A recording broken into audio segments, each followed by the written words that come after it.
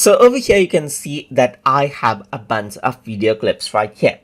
And each of the video clips right here has its own in and out points, as you can see right here on the preview window when I double click on the videos right here.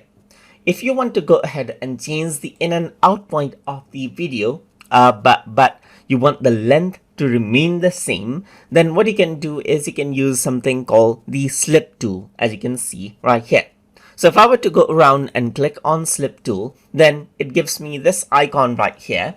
And what I can do is I can go around and click and drag around any clip. Let's say, for example, if I were to click and drag around this clip right here, you can see the new in and out point over here on the main preview window right here. And as I leave, you can see that the in and out point changes out.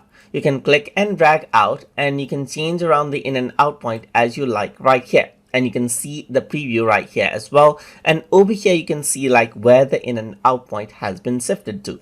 So if you want the length to remain the same, but you want the new in and out point in the same length in the video clip, then what you can do is you can utilize the slip tool.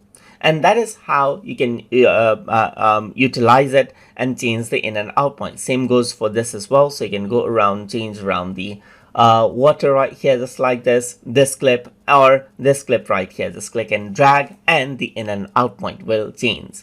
And that is how you can utilize the slip tool inside of HitFilm.